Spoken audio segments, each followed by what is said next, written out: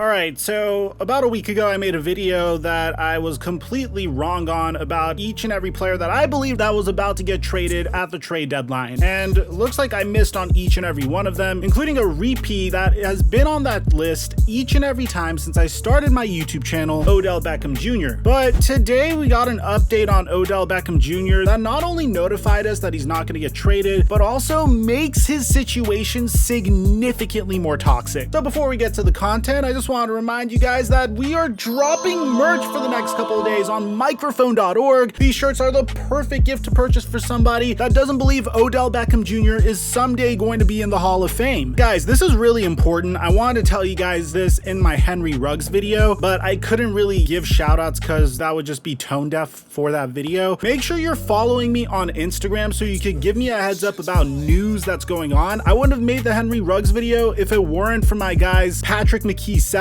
and Lewis for 053 giving me a heads up on Instagram. And right now, if you're a follower on Instagram, you'll enter for a chance to win a signed NFL jersey of your choice. Just comment on my latest picture what jersey you'd like. Now that we get all that out of the way, break!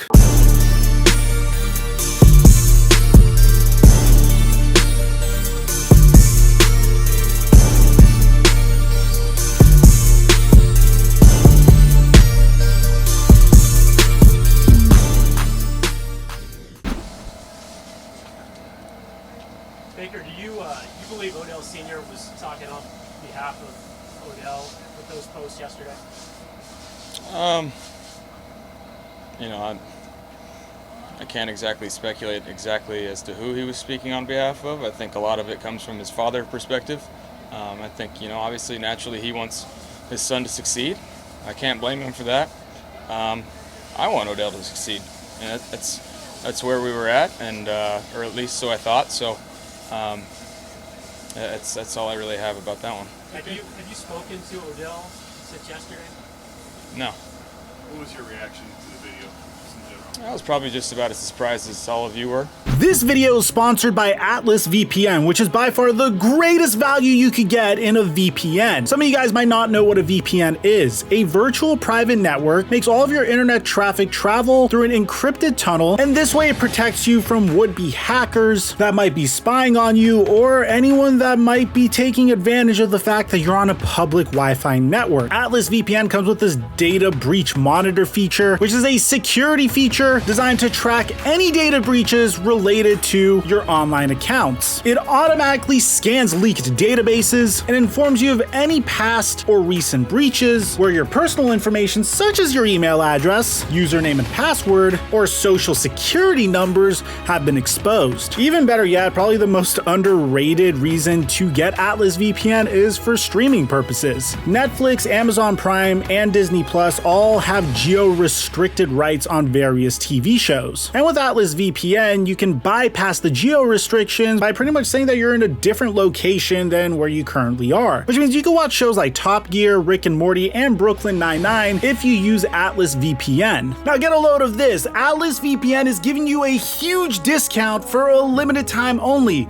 Right now, if you click my link in the description down below, you'll get 86% off of Atlas VPN, which comes out to $1.39 a month plus 3 months for free as a Black Friday special. So click the link in the description down below so you could get Atlas VPN for 86% off and 3 months for free. And thank you, Atlas, for the sponsor. Mic check 1212. What's going on, everybody? The Cleveland Browns are in a very difficult situation this year. 1 year removed from one of the greatest seasons they've had in the franchise's history, they have multiple decisions that need to be made. The first one being Baker Mayfield, by far the most successful quarterback since the Cleveland Browns came back to the NFL, and not including the Baltimore Ravens Cleveland Browns. Baker Mayfield not only ushered in a new era of winning for the Cleveland Browns, but in addition to that, he is a remarkable representation of the team as a player that has been counted out throughout his entire career, that has been an underdog multiple times in his career, a player that represents toughness and grit. And did I mention that he was the most successful quarterback in Cleveland Browns history? Although it's not saying much, the revolving door at quarterback for Cleveland has officially ended, and that's due in part to Kevin Stefanski, the head coach of the Cleveland Browns, installing a run-heavy attack based off off of Kareem Hunt and Nick Chubb,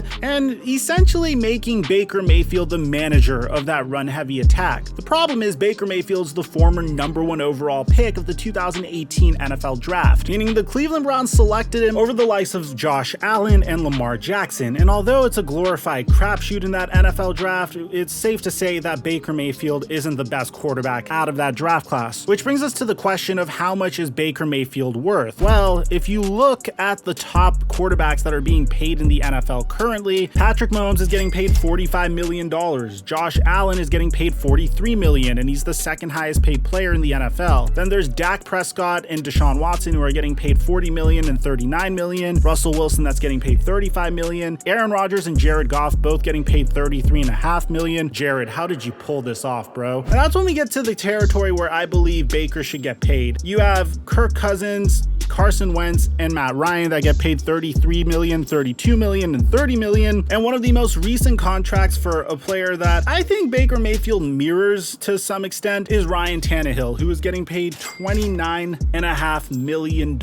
Now, I'm not saying that Ryan Tannehill is better. I'm not saying Baker Mayfield is Ryan Tannehill, but I am saying that they both occupy a very similar role in the sense that they both are maestros of a run-heavy pass attack. The Cleveland Browns are stuck with a dilemma. The current norm is if you drafted a quarterback with the #1 overall pick, chances are you're going to be paying him like a top QB at some point or another. And as the norm went from paying that quarterback $30 million like when Wentz got his deal to $40 million like when Josh Allen, Patrick Mahomes, and Dak Prescott signed their deals, now we're stuck in a situation where the Cleveland Browns might potentially be forced to pay a quarterback that, with all due respect to Baker, isn't nearly as good as Josh Allen, Dak Prescott, and Patrick Mahomes, a contract that might be overly inflated. And we saw two scenarios like this recently. Like this past offseason alone, the Los Angeles Rams were stuck with Jared Goff at a $33.5 million contract, but with all due respect to Jared Goff, he was just average. So they decided to trade him and multiple first-round picks to the Detroit Lions for Matthew Stafford. And Matthew Stafford is definitely in the elite tier of quarterbacks. You look at the San Francisco 49ers, Jimmy Garoppolo is a solid game manager, but they felt like it was time to go out and develop their future in Trey Lance. So could we see the Cleveland Browns potentially do something like that? Will they move on past their most successful quarterback in their entire franchise's history so they could go out and get an even better guy? Maybe they enter the Deshaun Watson sweepstakes. Well, here's something that could have a factor in this entire situation. When the Cleveland Browns went out and traded for Odell Beckham Jr., it was considered to be a home run. I mean, considering what they had to give up in the Odell Beckham Jr. trade, it was definitely worth taking a swing and giving, at the time, their promising rookie going on to his second year, Baker Mayfield, a target that was considered to be a top 3 wide receiver in the NFL at the time. Now, I do resent the New York Giants forever and ever for trading a bona fide superstar in a large market like Odell Beckham Jr. to Cleveland, which isn't as large of a market, because I'm going to be honest, as an NFL YouTuber, Odell Beckham Jr. in New York was really good for business, although I wasn't an NFL YouTuber at the time. But things haven't gone according to plan with Baker Mayfield and Odell Beckham Jr. so far, and it got really, really bad today. Now, first and foremost, the Browns head coach, Kevin Stefanski, came out and held himself accountable for this, saying, first and foremost, I need to do a better job. I really do. I need to make sure that I put him in a position to make some plays,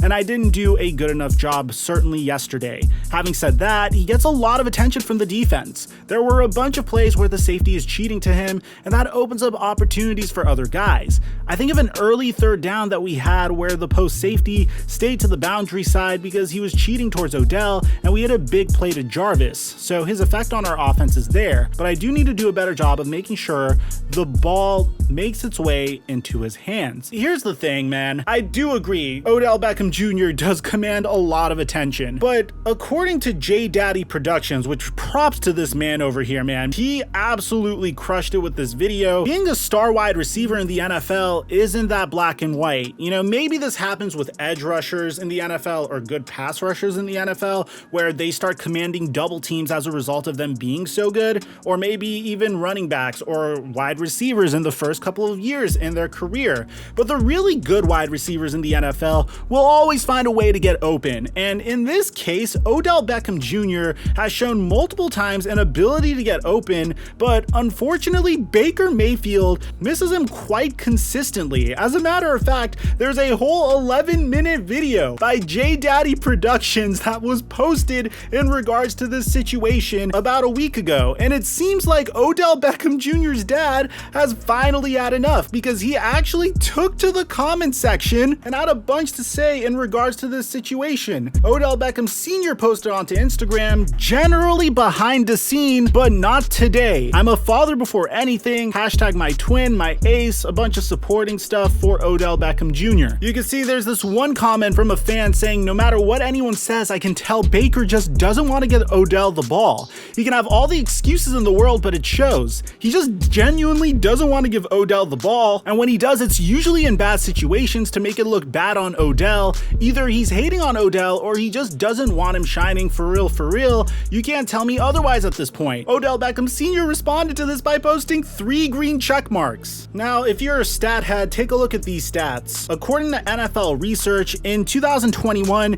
Baker Mayfield has a 77.8 passer rating targeting Odell Beckham Jr. and a 98.9 passer rating targeting anyone else. Since 2019, Mayfield has a 69 passer rating targeting OBJ, the lowest amongst all NFL duos with 100 attempts. So this entire situation is absolutely bizarre. My buddy Brett Coleman made a tremendous video on this in the beginning of the season, and in that video, which I highly recommend you watch, he goes on to explain how Odell Beckham Jr. could seamlessly slide back into the Cleveland Browns offense now that they have it figured out and probably dominate in that offense. But alas, that's not what happened. Shortly after returning from an ACL injury, Odell Beckham Jr. week after week has put up horrible statistics. And trust me, I have him in fantasy football. Thanks to that Brett Coleman video, I was a believer and I drafted him. And this all came out pumping up the information in regards to Odell Beckham Jr. potentially getting traded during today's trade deadline. And there was this one report from somebody, with all due respect, Kimberly A. Martin, I'm not really that familiar with you, no disrespect, that I'm told there were discussions in regards to Odell Beckham Jr. going to the Saints, but both sides couldn't agree on a workable deal given how OBJ's owed the rest of the year. Plus, there is still optimism on the Browns building that OBJ can be a part of their second half playoff push. And to be honest, it makes a lot of sense. There's so much that you need to learn about Baker Mayfield, and there's so little that you would receive in return for Odell Beckham Jr. that the Cleveland Browns aren't necessarily in sell now mode. Although I'm sure if they got an offer that they couldn't refuse, like a couple of second-round picks, then they would easily move on from Odell Beckham Jr., but that wasn't the case. Now it's getting really ugly, man. You have like LeBron James coming out saying OBJ will show why he's special, wide receiver 1, hashtag free OBJ, and this is freaking LeBron James. There's nobody that is more respected in all of Cleveland than LeBron James. This is this generation's greatest superstar athlete that came out of Ohio. And even he's saying that Odell Beckham Jr. needs to leave Cleveland. It's just a bizarre situation, man. I mean, Diana Rossini broke the news early when she said earlier today that the Browns have no plan on trading Odell Beckham Jr. by today's trade deadline. And I was told there haven't been any offers that would make sense for the organization. But this situation is just so bizarre and is just getting worse and worse. And you'd think at this point, Baker and Odell would hit the practice field together to try to get it figured out. But it hasn't been that way so far. Now, as a result of this video that Odell Beckham Sr. got involved with, well, it seems like there were ramifications that Wednesday. Because according to Ian Rappaport, earlier on Wednesday, November 3rd, 2021, Browns wide receiver Odell Beckham Jr. is listed as a DNP for practice today due to a non-injury related personal matter, along with a previous shoulder injury. That's when we knew that stuff was about to hit the fan, and oh boy, did it hit the fan. Now, Kevin Stefanski, the head coach of the Cleveland Browns, revealed that the general manager of the Cleveland Browns is currently discussing Odell Beckham Jr.'s future with the Browns. Take a look at this. According to Kevin Stefanski, Andrew Berry and his representatives will continue to talk,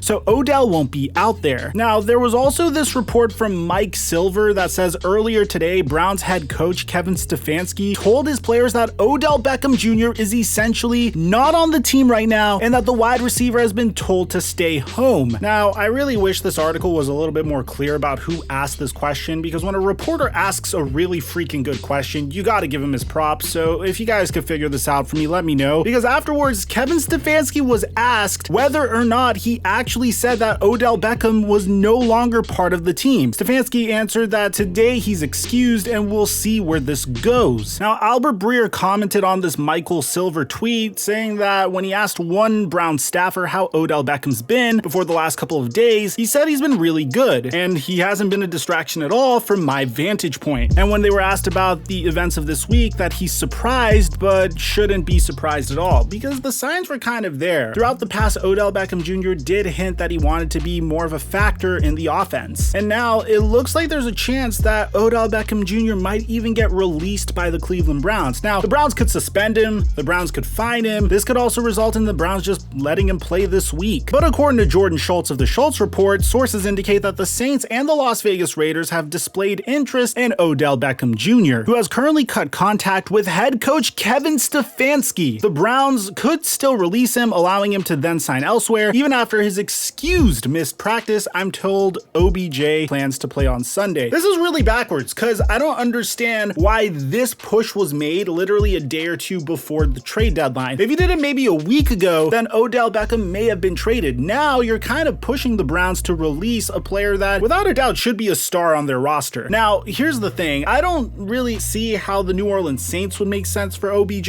Yes, they are thin at the wide receiver position, but I don't see Odell Beckham Jr. saying, hey, I really want to go to New Orleans and play with Trevor Siemian. No offense to Trevor Siemian. But the Las Vegas Raiders, we already know, man, they've been in a lot of controversial situations over the past 2 weeks, first with John Gruden, and then most recently with that absolutely horrible and tragic incident involving Henry Ruggs driving 155 miles per hour and killing a poor 23-year-old woman. The Raiders last night decided to release Henry Ruggs. Las Vegas is, in my opinion, I do consider it to be a large market or at least an emerging market, so I feel like that's a great fit for Odell if he's trying to regain the attention of the spotlight once again. But the thing is, if you remember Odell Beckham Jr. in New York, he didn't really enjoy the spotlight, so I'd like to see him potentially go to a team like the Green Bay Packers, team up with a truly transcendent quarterback in Aaron Rodgers. But that's what we have so far. Make sure you're subscribed and have my notifications on because we're going to be keeping you updated on each and every bit of this story as it continues. Aside from that, I'm your boy Mike, and I'm dropping our mic until our next upload.